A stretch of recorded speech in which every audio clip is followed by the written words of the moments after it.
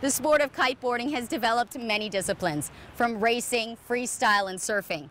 The most original aspect has always been just boosting big air. This is still one of the most exciting disciplines. Today we're going to take you to Maui for the Naish Black Box Kite High Jumping Competition. The question is, who's going to catch the biggest air?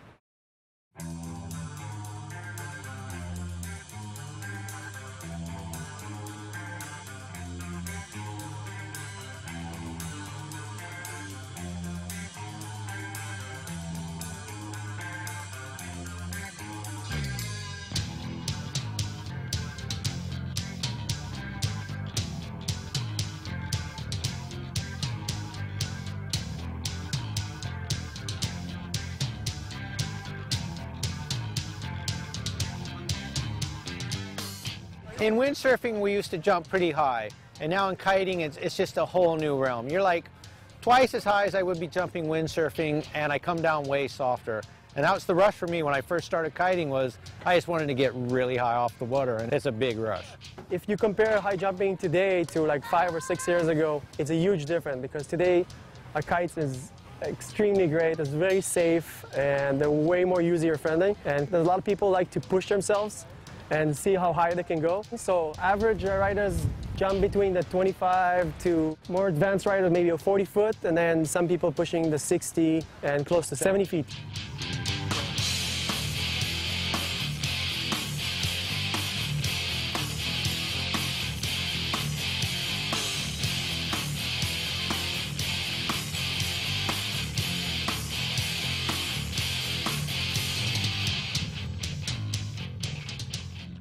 For kiting, high jumping, like first thing you need is a lot of speed and a lot of power in your kite. And what you want to do is head in one direction and send your kite back the other direction as you're hitting a piece of chop or wave. And some of the jumps are up to 73 feet plus for some guys, and the distance is super far.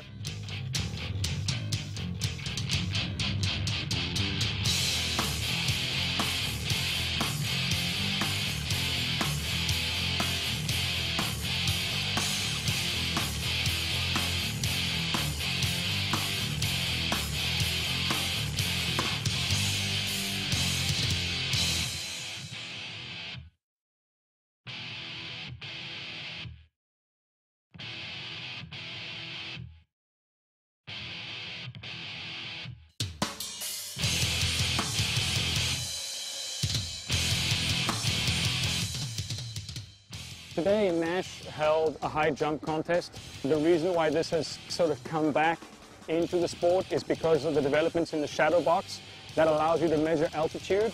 And so we know that in kiting we can jump super high, and with the shadow box now we can accurately measure that and in turn hold a high jump boosting contest. And so Naish is doing that in one of the ideal places for it. We've got strong winds out here. People love to see it from the spectator standpoint. And so the shadow box is really an exciting development and allowing us to do this. This box basically measures your speed and your height off the ocean level. So each rider can put his own name in there and measure the height of the jump, and that's what basically we did today. We got everybody out on the shadow boxes, and basically we have an hour and a half of just running 5 minutes heats, and they try to go as high as they can. It was pretty exciting because we never thought about putting it together, but since the shadow box offered that, we had them in, and it turned out really good, and we'll see the results today.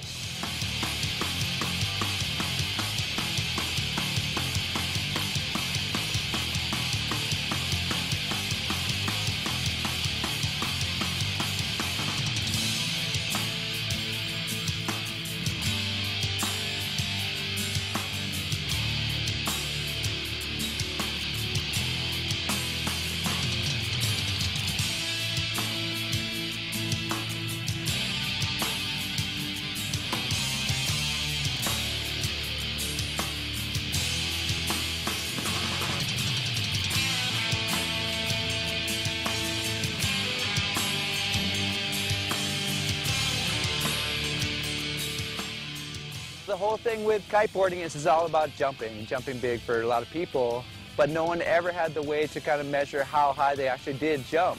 So this is the first time where you have something that can actually measure your jump and give you your height and your distance and your speed and everything. So yeah, no more claiming. Now it's time to read the numbers.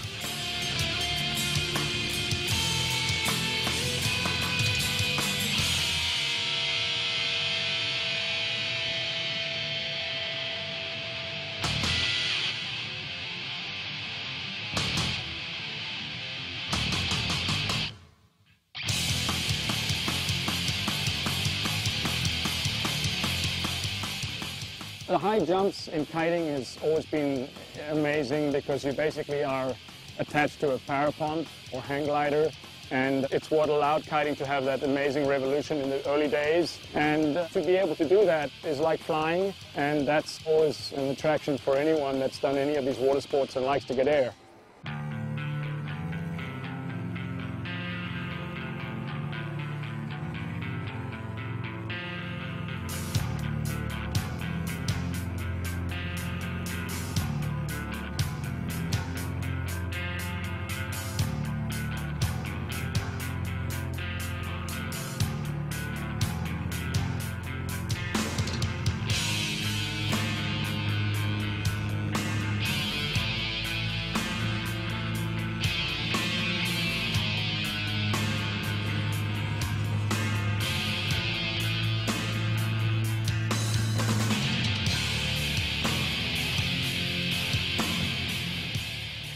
The cool thing about high jumping is you just look down and all you see is small little people.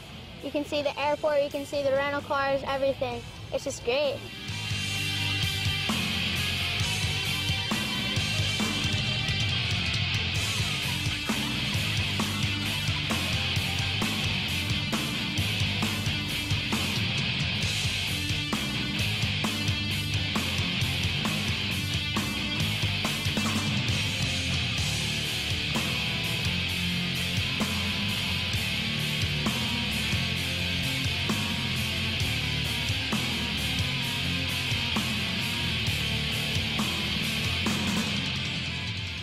I always think the higher you go, the safer it is, because you have more time to kind of straighten things out. But it's actually a pretty peaceful, kind of quiet time, like once you get up really high. And just keep your kite over your head and enjoy the view.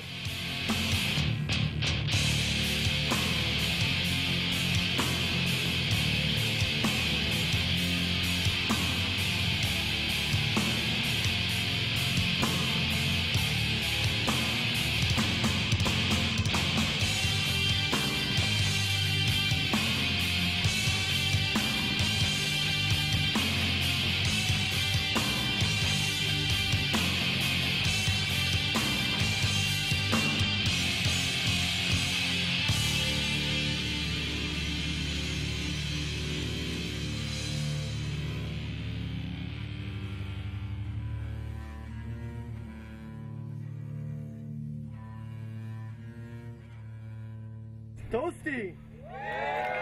First place, high jump, 52.1. Toasty!